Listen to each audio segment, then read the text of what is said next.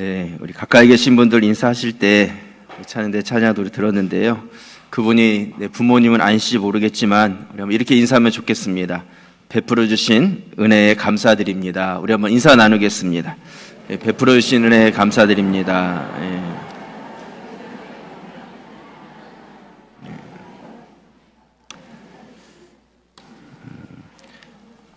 지난 목요일에요. 우리 서대문 지역의 이제 교구 교경협의회 어버이 주간을 맞아서 우리 지역의 어르신 목사님들 모시고 조찬 모임이 있었습니다. 교구 교경협의회라는 것은 교회와 구청 또 교회와 경찰 이렇게 좀 신우회 모임으로 이렇게 조직이 되어 있고요. 제가 거기에 이렇게 서기를 맡고 있습니다. 그래서 저희 원로 목사님 꼭 모시고 오라고 연락이 와서 새벽 예배 마치고 이제 부지런히 이제 목사님 모시고 갔었습니다. 가서 보니까 이제 교구 교경협의회 우리 임원들하고 이 서대문 지역의 우리 어르신 목사님들 한 5-6분 그리고 우리 구청장님도 오셨더라고요. 그래서 한 10몇 분이 모여가지고 이렇게 담소를 나누면서 아침 식사를 했는데요. 근데 목사님 한 분이 이렇게 종이를 이렇게 가져오셨습니다. 그래서 어버이 주간인데 한번 읽어보시면 좋을 것 같아서 나누고 싶어서 가져왔다고 그러면서 글을 이렇게 주셨는데 읽어보니까 참 감동이 돼요. 그래서 여러 번 이렇게 읽으면서 이 내용을 우리 어버이 주일에 우리 성도님들하고 한번 나누면 좋겠다. 조금 길기는 하지만 여러분들이 좀 잠깐 읽어드리려고 합니다. 우리 좀 배경음악을 좀 깔아주시면 제가 한번 읽어보겠습니다. 네. 제목 어머니와 달걀. 우리들의 어린 시절 아버지가 작은 읍에서 초등학교 교편을 잡고 계실 때였다. 집을 지키시느라 심심해하시는 어머니에게 닭을 키워보라고 권유하셨고 아버지의 말씀대로 닭을 키우기 시작하면서 어머니의 얼굴에는 화색이 돌았다. 어머니는 신장로에 나와서 학교를 파하고 집으로 돌아오는 우리들을 기다리는 것보다 시간마다 닭장에 들어가 달걀을 빼들고 나오는 그 일에 더 즐거움을 느끼시는 듯 했다. 처음에는 3마리였던 닭이 10마리로 그리고 20마리까지 늘어갔다. 그 닭들 때문에 우리 가족이 누리는 행복의 양은 한층 더 늘어간 것을 어떻게 표현해야 할지 모르겠다. 우리는 어느 아이보다 풍족하게 계란을 먹을 수 있었고 어머니 대신 닭장 안에 들어가 아직도 온기가 남아있는 알을 두 손으로 소중히 받쳐 안고 나오는 기쁨을 맛보기도 하였다. 그뿐만이 아니라 어머니는 그렇게 모은 달걀을 들고 시장에 나가 팔기도 했다. 그리고 그 돈은 우리의 옷과 책가방, 학용품을 사는데 보태어지는 것이었다. 그러던 어느 날이었다. 어머니는 우리 삼형제를 모아놓고 중대한 선언을 했다. 내 졸업식이 끝날 때까지 계란을 절대 먹을 수 없다는 것이다. 바로 밑 동생이 울상이 된 얼굴로 이유를 물었고 어머니는 형이 6학년 졸업식 날 좋은 옷 한 벌 해주기 위해서야 라고 말했다. 졸업식은 한 달가량 남아있었고 그 졸업식에서 나는 전교생 대표로 우등상을 받기로 되어 있었다. 그리고 어머니께서는 내 손을 붙잡고 연단에 함께 올라가 그 상을 같이 받는 것이었다. 얘 너의 형이 좋은 옷이 없잖니? 그날마저 호술한 옷을 입도록 할 수는 없잖아? 어머니는 부드럽게 웃으며 이해시켰지만 그 설명을 듣는 동생들의 얼굴이 일그러지는 것을 보며 나는 마음이 아팠다. 그로부터 일주일이 지나서였다. 어머니가 근심스러운 얼굴로 우리 삼형제를 불렀다. 얘들아, 매일 달걀이 2개씩 없어지는구나. 20마리 닭 중에서 알을 낳는 닭은 15마리인데 달걀은 매일 13개씩밖에 모여지지 않는다는 것이었다. 처음 하루 이틀은 대수롭지 않게 넘겼지만 일주일 내내 그럴 수는 없는 일이라고 했다. 정말 알 수 없는 일이다. 나는 너희가 학교에 가고 나면 주로 닭장문 근처만 왔다 갔다 하거든. 어머니의 말대로 닭장은 마당 한 규퉁에 있었고 대문에서도 한참이나 안쪽으로 들어와 있었기 때문에 쉽게 도둑 맞을 염려가 없었다. 설사 도둑이 들었다 해도 왜 하필이면 2개만 들고 간단 말인가. 이 일이 계속되고 그 가운데 졸업식이 다가왔다. 약속대로 어머니는 그 전날 읍내로 나가 내 옷을 사가지고 왔다. 붉은색 체크무늬 남방과 감색 자켓이었다. 철아 바지는 입던 옷을 그냥 입어야겠구나. 달걀이 없어지지만 않았다면 바지도 하나 마저 살 수 있었을 텐데. 마침내 졸업식 날이 되어 아끼던 한복을 입고 나선 어머니는 무척 흥분되어 있었다. 그때 우리는 늦장 부리는 막내 동생을 기다리고 한참이나 마당에 서 있었다. 막내 동생은 얘 졸업식 늦는다, 아버지가 나오라고 2번이나 독촉한 다음에서야 겨우 방문을 열고 나왔다. 아버지가 막내 동생에게 간단한 주의를 주고 나서 우리 모두 막 몇 걸음을 떼었을 때였다. 뒤에 있던 막내 동생이 모기만한 수줍은 목소리로 어머니를 불렀다. 엄마. 우리 모두 뒤를 돌아보았을 때 동생의 손에는 하얀 고무신 한 켤레가 소중히 들려져 있었다. 그제야 나는 한복 치마 밑으로 코를 삐쭉 내밀고 있는 어머니의 찢어져 기운 낡은 고무신을 바라보았다. 얼마나 오래 실었던 것인지 색이발의 흰색은 보이지도 않았다. 나는 한없이 부끄러웠다. 내가 엄마한테 주려고 샀어요. 하지만 너무 야단치지 마세요. 달걀 2개는 어디까지나 제 몫이니까요. 그날 어머니는 연단에 서기도 전에 눈물을 펑펑 쏟아 몇 년 만에 한 화장이 죄 지워졌다. 나의 손을 잡고 연단에 올라가면서도 어머니의 눈길은 막내가 내놓은 하얀 고무신 코에 머물러 있는 것을 볼 수 있었다. 우리에겐 달걀이 단지 반찬으로서가 아니라 사랑의 다리 역할을 해주던 시절이었다. 감동적이죠? 제가 어렸을 때 좀 많이 울어서 그런지 철이 든 후로는 별로 우는 거를 싫어하고 별로 울지를 않았습니다. 그래서 영화나 드라마 같은 것도 슬프다, 눈물 난다 그러면 일부러 처음부터 안 보고 그랬는데요. 이 글을 이렇게 여러 번 읽으면서 가슴이 뭉클하고 먹먹하기도 하고 어머니 생각도 나고 눈물도 핑 돌고 그랬습니다. 저도 어머니 사랑을 많이 받은 아들이고요.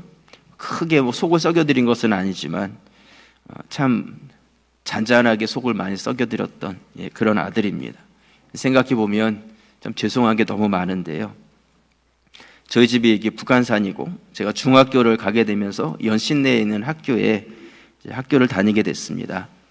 제 신발이 이렇게 다 이제 떨어져서 어머님이 신발을 사주시겠다고 학교 끝날 시간에 이렇게 말씀을 드렸더니 연신내 그때 미도파 슈퍼라고 있었습니다.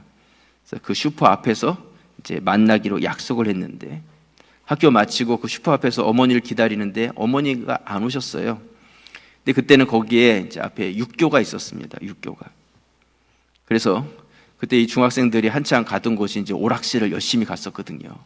그래서 육교를 건너가면 이제 반대쪽에 이제 오락실이 있었습니다. 그래서 어머니도 안 오시고 한번 가봐야 되겠다. 뭐 돈이 있는 것도 아닌데 구경이라도 하고 싶어서 가서 오락실 안에 들어가서 구경하다가 어머니가 오셨나 그리고 밖에 나오면 이제 길 건너편에 저 슈퍼 앞에 오셨나 안 오셨나 이렇게 보면 안 보이고 그러면 또 들어가서 놀다가 또 나와가지고 또 이렇게 한번 보고 1시간이 지나도 어머님이 보이지가 않는 거예요. 그래서 안 오시나 보다. 그래서 집으로 다시 가야 되겠다 생각을 하고 육교를 다시 건너와서 버스 타려고 건너와 보니까 거기 어머님이 계신 거예요. 왜 건너편에서 봤을 때 그렇게 안 보였는지 모르겠어요. 아마 육교에 이렇게 가려가지고 안 보였던 것 같은데. 근데 저희 어머니께서 저를 만나기로 했는데 나타나진 않고 또 길이 엇갈릴 것 같으니까 거기를 떠나실 수도 없고 화장실에 너무 가고 싶은데 화장실도 못 가시고 그래가지고 거기서 그냥 꼭 참으면서 그렇게 기다리고 계셨던 것이죠. 근데 얼마나 참으셨는지 그 뒤로 며칠 동안 아파가지고 굉장히 힘들어하셨던 그런 기억이 있습니다. 얼마나 죄송하고 미안한지요. 그때 어머니께 죄송했던 그 마음은 지금도 생생하게 기억이 납니다. 아마 어머님은 기억도 못하실 것 같아요. 여러분, 이처럼 우리는 부모님의 사랑을 받고 그렇게 살아온 사람들입니다. 사랑을 받은 것이 있기 때문에 우리 또 자녀를 사랑하고 또 우리가 이웃을 사랑할 수 있는데 오늘 하루만큼이라도 부모님의 사랑을 생각하고 또 우리가 그 사랑을 조금이라도 보답할 수 있다면 그 보답할 수 있는 그러한 시간이 되었으면 좋겠습니다. 그런 의미에서 오늘 어버이 노래를 한번 부르고 말씀을 나누려고 하는데요. 가사에 보면 우리 어머니라는 가사가 나오는데 제가 그 어머니라는 가사를 부모님으로 바꿨습니다. 아버님이 소외되지 않게 하기 위해서. 그래서 노래를 부를 때에 우리 교회 모든 우리 부모님들께 다 꽃을 좀 한 다발씩 드리면 좋겠지만 다 준비하지 못했고요. 우리 대표로 우리 원로 목사님하고 우리 사모님께 꽃을 좀 준비를 했습니다. 교회에서 준비를 했는데 저와 저희 아내가 목사님께 또 사모님께 이렇게 전달을 하려고 합니다. 우리 노래를 부르는 동안 우리 목사님 사모님 앞으로 좀 나와 주시고요. 노래를 부르는 중에 저희가 꽃을 좀 전달하도록 하겠습니다.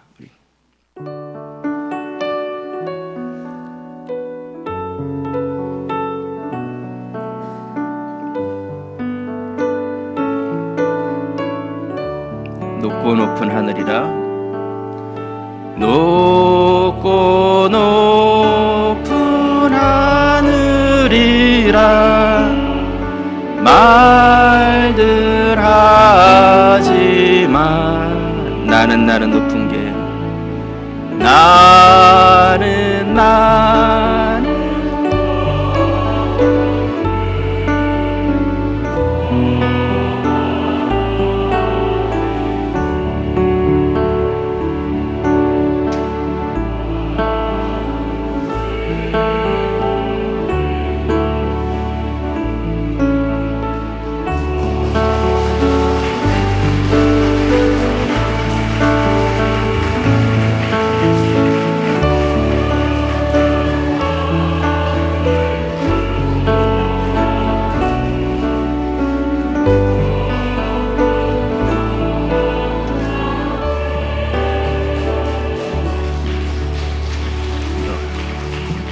이 절도 하겠습니다. 우리 넓고 넓은 바다라고 말들 하지만 나는 넓은 게 또 하나 있지. 한번 더 볼까요?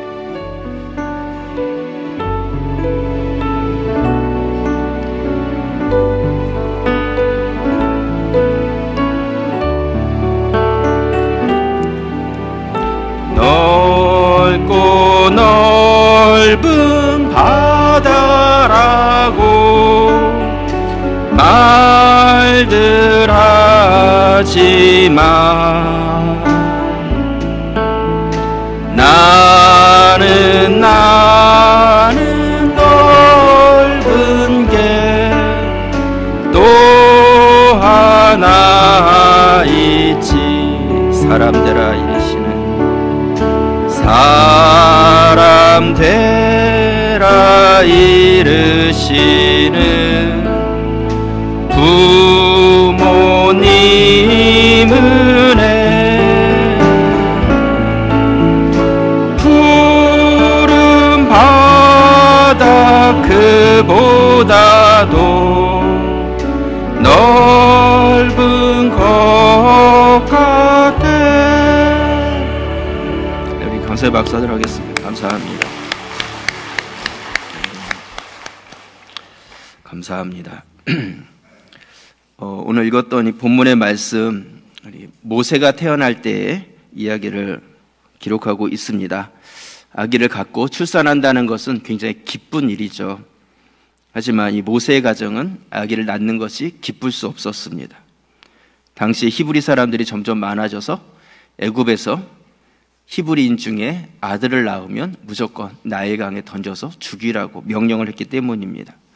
아마 아기를 갖고 아기를 출산하는 과정 속에 아들이 아니라 딸이었으면 좋겠다, 그런 생각을 부모가 가졌을지 모릅니다. 하지만 낳아보니까 준수하고 잘생긴 아들을 낳았습니다. 오늘 출애굽기 2장 1절 말씀, 레위 가족 중 한 사람이 가서 레위 여자에게 장가들어, 2절 우리 함께 읽겠습니다. 그 여자가 임신하여 아들을 낳으니 그가 잘생긴 것을 보고 석 달 동안 그를 숨겼으나. 당시에 수많은 아이들이 죽었습니다. 부모로서 목숨을 걸고 난 아이를 낳자마자 죽여야 된다는 것, 얼마나 마음 아픈 일이었겠습니까? 모세의 부모는 이 아이를 죽이지 않고 지키기로 결심을 하게 됩니다.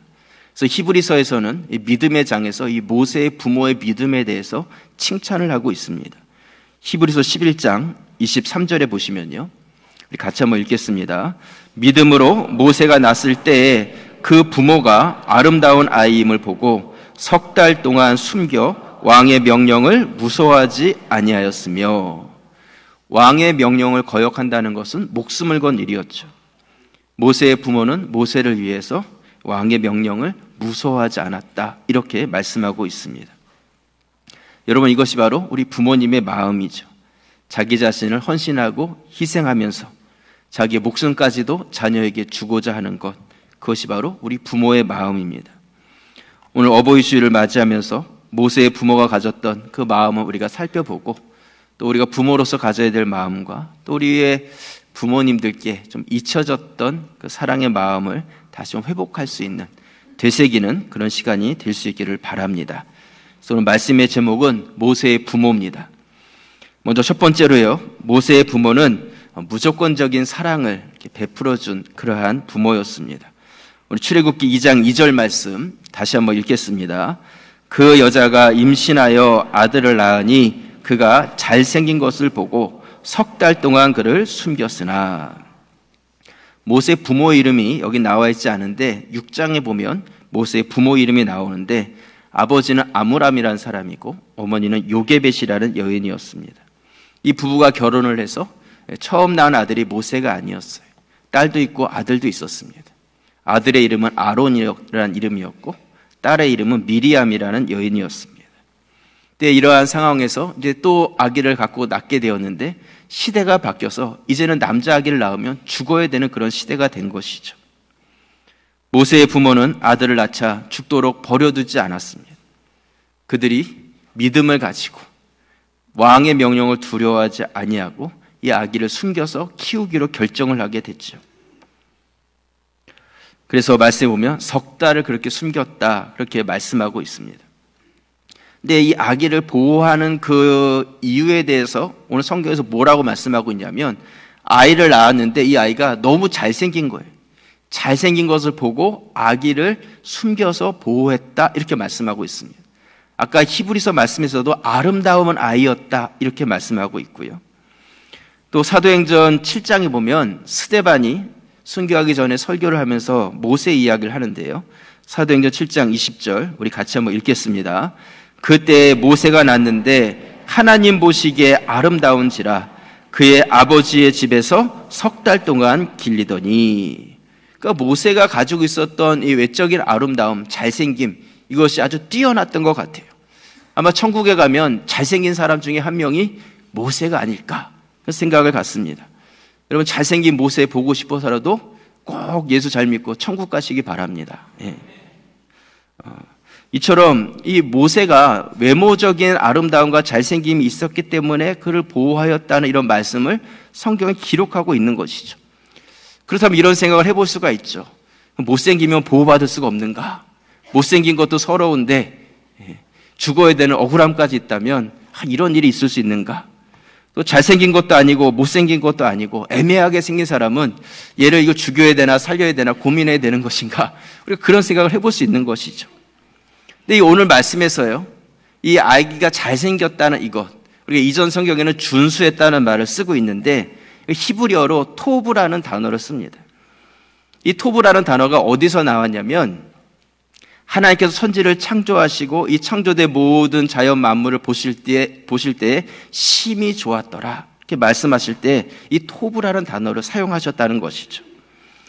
결국 하나님께서는 이 땅의 모든 것들을 다 만드시고 다른 것과 비교할 수 없는 그 아름다움을 보시면서 기뻐하신 것이죠. 모세의 부모가 이 아기를 낳았을 때에 우리 아이가 다른 아이들보다 더 잘생겼고 우리는 아이가 다른 아이보다 더 똑똑해서 이 아이를 보호했다는 것이 아니라 내가 낳은 나의 자녀로서의 그 자체만으로서의 아름다움, 그것을 보면서 토부, 너무나 사랑스러워서 그를 죽지 않도록 목숨을 걸고 지켰다고 말씀하고 있는 것이죠. 여러분, 이것이 바로 우리 부모의 마음입니다. 우리가 다른 사람들보다 더 똑똑하고 더 잘나서 우리를 사랑해 주는 것이 아니라 그냥 우리 부모의 자녀이기 때문에 우리를 사랑해 주는 것이죠. 여러분, 한번 생각해 보시기 바랍니다. 여러분들이 부모님에게 그만큼 사랑받을 만큼의 그러한 삶을 살아오셨습니까? 내가 무엇인가 더 잘해드리고 더 뛰어나고 부모님 마음을 그렇게 많이 기쁘게 해드린 그런 자녀였냐는 것이죠. 내가 얼마나 잘나서 그런 사랑을 받을 수 있냐는 것이죠. 사실 이렇게 지나서 돌아보면 부모님께 잘해드린 것보다 오히려 못해드린 것들이 훨씬 더 많고 늘 미안하고 죄송스러운 것들이 훨씬 더 많은 것을 봅니다. 그럼에도 불구하고 우리 부모님들은 그럼에도 불구하고 우리를 사랑해 주시고 품어주시는 무조건적인 사랑을 행해 주시는 분이라는 것이죠. 제가 미국에 있을 때 그 알았던 그 장로님, 저는 그 장로님 말씀이 늘 기억이 나는데, 그 어렸을 때 먹을 것이 없어서 그 엄마 입속에 있는 것을 늘 뺏어 먹었다는 거예요. 엄마가 뭐 좀 먹으려고 하면 엄마 뭐 먹어.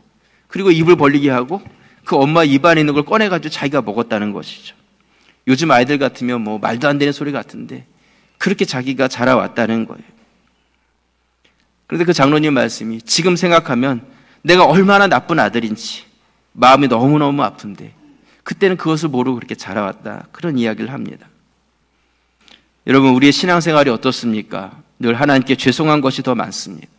예배 자리에 나와서 이렇게 앉기만 해도 하나님 앞에서 지나온 이 한 주간의 삶이 회개할 것들이 얼마나 많은지, 나 같으면 나를 용서해 주지 못할 것 같은데 그 하나님께서는 그럼에도 불구하고 나를 용서해 주시고 무조건적인 사랑으로 품으셔서 나를 예배자로 세워주시는 것이죠. 여러분, 우리를 받아주시고 품어주시고 무조건 사랑해 주신 그 하나님의 사랑이 우리 가운데 있습니다.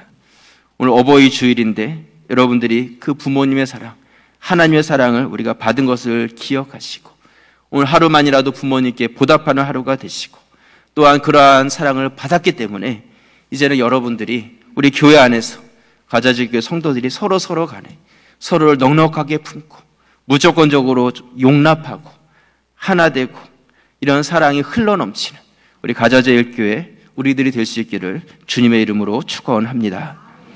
두 번째로요, 모세의 부모는 자녀를 하나님께 맡기는 그런 부모였습니다. 오늘 출애굽기 2장 3절 말씀에 보시면요, 우리 말씀을 함께 읽겠습니다. 더 숨길 수 없게 되매 그가 그를 위하여 갈대 상자를 가져다가 역청과 나무진을 칠하고 아기를 거기 담아 나일 강가 갈대 사이에 두고. 모세의 아기가 점점 자라서 3개월 정도 지났습니다. 100일 정도가 된 것이죠. 아기도 컸고 울음소리도 더 커졌습니다. 더 이상 이 아기를 숨길 수가 없었습니다. 결국 부모가 할 수 있는 것은 갈대 상자를 만들고 그 상자 겉에 물이 새지 않도록 역청과 나무진을 잔뜩 발랐습니다. 그리고 그 갈대 상자 안에 아기 모세를 그 안에 눕히고, 애굽의 유명한 강이죠, 나일강, 그 강가 갈대숲 사이에 떠내려가지 않도록 그 위에다 그 나무 상자를 띄워 놓았습니다. 부모의 마음이 어떻겠습니까? 부모로서 할 수 있는, 아기에게 할 수 있는 최선의 일이 바로 이것이었죠. 더 이상 할 수 있는 것이 없었어요. 그리고 누나를 시켜서 어떻게 되는지 지켜보게 했습니다. 오늘 출애굽기 2장 4절 말씀 우리 같이 읽겠습니다. 그의 누이가 어떻게 되는지를 알려고 멀리 섰더니. 여러분, 우리 부모가요, 우리 자녀에게는 늘 좋은 것을 주고 싶어 하죠. 최고의 것, 최선의 것을 주고 싶어 합니다. 여러분들 부모님에 대해서 어떤 마음을 가지고 계십니까? 나는 부모님에게 늘 섭섭한 마음만 있습니다. 잘해준 건 없고 못해준 것만 많습니다. 혹시 그런 분들 계십니까? 여러분, 부모님이 여러분들에게 섭섭하게 했다 할지라도 저는 확신을 갖는 것은 그분들이 여러분들에게 줄 수 있는 최고의 것을 주셨다는 것은 확신합니다. 여러분들이 나는 뭔가 차별받은 것 같고 못 받은 것 같다 할지라도 부모님은 여러분들에게 주실 수 있는 것 중에 최고와 최선의 것을 주려고 가장 많이 노력했을 거라는 것이죠. 우리는 그런 사랑을 받은 자라는 거예요. 저희 아이들도요, 처음 미국에서 한국에 왔을 때 큰애가 많이 힘들어했습니다. 그때 6학년, 중학교 1학년, 그 정도 나이대였는데, 그 나이 또래면 이제 아이들이 막 사춘기가 이제 시작되는 나이대여서 그런지 그 또래 친구 아이들도 요즘 말로 하면 좀 까칠했어요. 까칠해가지고 이제 학교를 갔는데 말도 잘 안 통하죠. 공부하는 것도 따라가기가 어렵죠. 친구들 사이에서도 이렇게 따돌림을 당하죠. 그러니까 이 아이가 갔다 오면 항상 집에 와서 울기만 하는 거예요. 그러면 애가 오니까 엄마도 울고 같이 이렇게 맨날 울기만 했습니다. 그래서 지금도 그 아이랑 함께 그때 친구들 이런 이야기 좀 나눠보면 아직도 이 마음속에 이 분노가 좀 남아있는 것을 보면서 참 마음이 아플 때가 있는데요. 근데 학교에서 아마 수학여행이었던 것 같아요. 한 이틀인가 이렇게 가서 자고 왔는데 아마 다녀온 뒤에 이 아이가 얼마나 힘들었는지 그 아이들하고 같이 이렇게 지내는 시간들이 참 많이 어려웠던 것 같아요. 그래서 교회에서 이제 청소년부에서 수련회를 제주도로 간다고 이렇게 하는데 저한테 이야기를 하더라고요. 아빠, 나는 안 갈래요. 난 못 가겠어요. 이야기를 하더라고요. 근데 매일 그 울고 다니는 아이한테 야, 그래도 네가 담임 목사 아들인데 그래도 네가 가야 되지 않겠냐. 근데 그렇게 이야기를 해야 되는데 저도 많이 힘이 드는 거예요. 그래서 제가 그러면 너 하고 싶은 대로 해라. 너 하고 싶은 대로. 그렇게 했더니 고민을 하더니 정말 안 가더라고요. 나중에 우리 가족 중에 제주도 안 가본 사람은 자기뿐이 없다고 후회를 하긴 했는데요. 많이 좀 아파하고 힘들어 했었습니다. 둘째는요, 한국에 와서 그래도 잘 지내줬는데 이제 중학교까지 여서 이렇게 다 마치고 고등학교 이렇게 가면서 또 걔도 고민을 많이 하더라고요. 이제 그 또래 친구들하고 이렇게 보면서 아빠, 나는 고등학교 가서 여기서 공부하는 게 너무 힘들고 어려울 것 같아요. 그래서 자기는 다시 미국으로 갔으면 좋겠다, 고등학교를 이야기를 했습니다. 근데 그 작은 애가 미국에서 태어났기 때문에 이제 시민권이 있으니까 이제 가면 그냥 공립학교에 들어가서 공부할 수 있고 그렇다면 우리가 좀 지낼 수 있는 생활비를 보내주면 지낼 수 있겠다 생각을 해서 이제 미국에서 사역했던 교회 집사님이 홈스테이를 한다고 하셔서 좀 알아보고 통화가 되고 그래서 이제 그분을 믿고 이제 아이를 보낸 거죠. 같이 가지도 않고 그냥 가방 하나 딱 어깨에 메고 보냈습니다. 그 작은 애 보낼 때는 정말 모세를 갈대 상자에 넣고 나일강에 띄우는 그 모세 부모의 심정이 뭔지 이제 알겠더라고요. 혼자서 멀리 가는데 뭐 그것도 막 갈아타고 가는 비행기를 타고 중학생가 가는 거예요. 부모는 뭐 같이 갈 수도 없고 하나님께 맡기는 거죠. 하나님께서 맡아주시고 책임져 주십시오. 무슨 일이 생겨도 이제 저는 가볼 수도 없습니다. 이제 정말 제 손을 이렇게 떠난 거죠. 떠났어요. 그래가지고 미국에 이게 처음 가서 이제 고등학교에 쉽게 이렇게 들어갈 거라고 생각을 했는데 한국에서 공부한 것들이 인정이 안 됐어요. 뭐 성적도 좋은 것도 아니었고 또 과목 자체도 너무 다른 거예요. 여기 그냥 수학이면 수학인데 거기는 수학도 막 두세 개 과목이 있기 때문에 여기서 학점 받은 거로는 인정이 안 된다 이야기를 하더라고요. 그래서 그러면 우리가 1년 늦춰가지고 보내도록 해보자 이야기를 했는데 학교에서는 그것도 안 된다는 거예요. 저희 아이가 여기서 와가지고 1년 늦춰서 학교를 갔는데 미국에서 또 1년 늦추면 2년이 늦어지는 거거든요. 자기 또래에 비해서. 근데 미국도 이 세금을 가지고 의무적으로 아이들을 이렇게 가르치기 때문에 그 아이가 2년 정도 이렇게 늦춰서 자기 나이에 맞게 이렇게 졸업하지 않으면 그렇게 세금을 쓰지 않는다는 것이죠. 그래서 이러지도 못하고 저러지도 못하는 상황이 됐는데 그렇게 되는 아이들을 위한 학교가 따로 있더라고요. 정식적인 이제 학교가 아니라 그런 아이들이 따로 공부해서 거기서 학점을 받아서 어느 정도 학점이 되면 이제 정식적인 학교에서 받아줄 수 있도록 해주는. 근데 거기에 가서 보니까 이제 미국 고등학생 애들 중에도 그런 환경적으로 좀 어려운 아이들이 있잖아요. 뭐 애를 고등학생 때 낳았다든지 그래가지고 낮에는 공부를 하고 오후나 저녁 시간에는 일을 해야 되는 이런 아이들, 그런 아이들이 거기 모여가지고 다른 아이들이 한 3년, 4년에 고등학교 과정을 졸업해야 되는데 5년, 6년 걸려서 이제 졸업해야 되는 이런 아이들이 이제 거기 오는 거죠. 그래서 거기 가가지고 저기 작은 애가 이제 공부를 하면서 1년에 2년치 공부를 한 거예요. 2년치 공부를 하면서 이제 그 정식 학교에 이제 들어가게 됐는데요. 그 지내는 그 한 1년 정도 그 혼자만의 시간, 공부할 거는 많죠. 또 홈스테이 하는 그 집에서 너무 힘들어했어요. 너무 힘들어해가지고 제가 한 그 1년 동안 새벽 예배 마치고 사무실에 있다가 이렇게 집에 내려가면 아침 먹으려 내려가면 이제 그 시간이 미국은 저녁 시간이라서 집에 들어와야 될 시간인데 엄마랑 아들이랑 이렇게 화상 채팅을 하는 거예요. 이렇게 얼굴 보면서 화상 채팅을 하는데 이렇게 둘이 대화도 없어요. 대화도 없고 그냥 서로 이렇게 화면상으로 이렇게 얼굴 보면서 둘이 같이 울고 있는 거예요. 엄마도 울고 있고 아들도 울고 있고 그런 날이 여러 날 있었습니다. 근데 본인도 아는 거죠. 너무 힘든 거는 힘든데 다른 방법도 없는 거예요. 뭐 다르게 해결할 수 있는 방법도 없고 그렇게 우여곡절이 있었고 그 다음에 이제 우리 큰애가 이제 고등학교를 여기서 졸업하면서 미국에 이번에 가게 되면서 엄마가 같이 들어가서 이제 있을 곳도 조금 마련해주고 그러면서 따로 나와서 이제 지내게 되면서 이제 많이 편안해졌습니다. 그 작은 애가 이제 이번에 고등학교를 졸업하게 됐습니다. 기특하죠, 그래도. 2년 동안 4년치 공부를 해가지고 졸업을 하는 거예요. 그래서 이번 주에 저희 아내가 이제 졸업식이 있어서 미국에 들어가게 됐습니다. 저도 좀 들어가서 보고 싶었는데 제가 그 수영록교회 그 이규현 목사님하고 40대 목회자 19명이 모여가지고 이렇게 멘토링 하면서 이렇게 모임을 갖고 있는데 우리 7월 초에 미국에 있는 그런 부흥하고 있는 선진 교회들을 한번 탐방하는 그러한 계기가 있어서 거기 꼭 가고 싶어서요. 지금 가고 뭐 7월에 갈 수는 없어서 조금 일찍 들어가서 아이들과 그때 시간을 좀 보내고 그 다음에 그 모임도 갖고 그리고 이렇게 나오려고 이렇게 계획을 하고 있습니다.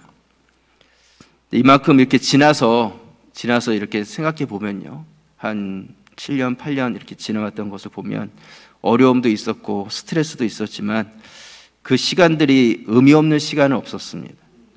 아이들도 하나님께서 그만큼 성숙시키셨고 부모들도 그만큼 또 성숙시켜 주셨던 것이죠. 아이들도 이제 사람이 아니라 하나님을 의지하는 법들을 삶 속에서 배워가는 것을 봅니다. 사실 부모가 같이 있으면서 도와줬어도 좋았겠지만 하나님께서 맡아줬기 때문에 더 잘 양육시켜줬다는 것을 이렇게 볼 때가 있어요. 아이들하고 이렇게 화상으로 이렇게 대화를 나누면서 생각이 많이 자랐구나, 마음이 많이 꽉 차 있구나, 이런 것들을 느낄 때 참 하나님께 감사합니다. 오늘 제 이야기를 좀 많이 한 것 같은데요. 오늘 갈대상자에 아기를 넣고 나일 강에 이 아기를 띄워놓는 모세의 마음이 어땠을까 한번 상상해 보시기를 바랍니다. 모든 것을 다 내려놓고 결과는 하나님께 맡기는 것이죠. 근데 그 결과는 어땠습니까? 바로의 공주가 그 상자를 발견하고 모세의 어머니 요게벳이 이제는 자기 아들을 유모가 돼서 마음 졸이지 않고 편하게 그 아들을 양육할 수 있었고 후에는 모세가 애굽의 왕자로서 성장할 수 있었던 것이죠. 내가 해서 우리 아이가 더 잘 자랄 거라는 생각은 착각입니다. 하나님이 하시고 하나님께서 맡으셨을 때 그 아이의 인생을 책임져 주시는 것이죠. 여러분, 하나님께서 우리 아버지가 되십니다. 자기 자녀를 보시고 우리를 보시면서 토부, 잘생겼다, 예쁘다, 사랑한다 말씀해 주시면서 우리를 무조건 사랑으로 이렇게 품어주십니다. 육신의 부모님은 우리를 끝까지 책임질 수 없겠지만 하나님 우리를 그렇게 책임져 주시는 것이죠. 아버지 되신 하나님께 우리의 남은 인생 이제는 내 뜻대로가 아니라 그분께 다 맡기고 아버지의 뜻이 하늘에서 이룬 것 같이 이 땅에서도 이루어지도록 우리가 그에게 순종하는 삶을 살아가는 그런 은혜가 우리 가운데 있기를 주님의 이름으로 축원합니다. 기도드리겠습니다. 은혜 감사합니다. 하나님께서 우리를 사랑하셔서